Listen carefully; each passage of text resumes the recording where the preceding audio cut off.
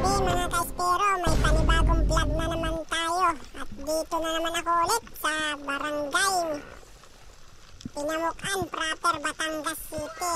At siyempre, may nakita akong madalas ko itong nakikita pero hindi ko alam kung anong pangalan. Agay Tusok.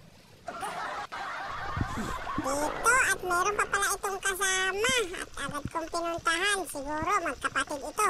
Sana all. Agay Tusok.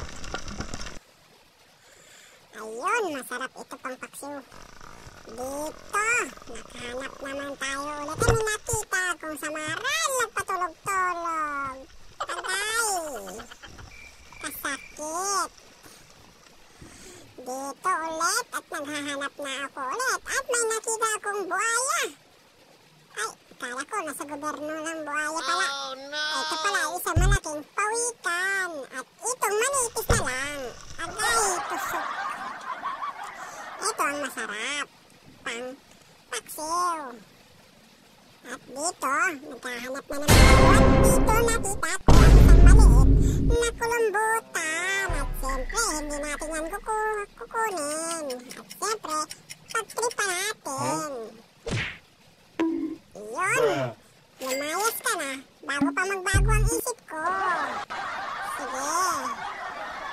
Dito, naghanap pa ako ng isa. At dito naman ulit ang isang magkakamukha. Pinana ko sa likod at lumiko ka agay, tusok. Sabi kong dumagan ka na. Hanap naman ako ulit. At dito ay may napansin ako. At agad kong binalikan. At nakita ko ay isa pa lang yung tinatawag nilang bastos na pangalan. Ito ay tinatawag na mulmul. Ang sarap ng tulog niya. O, apatay, parang nasa hotel yan. Agay tusok. At dito, ay meron pa palang isang kasama.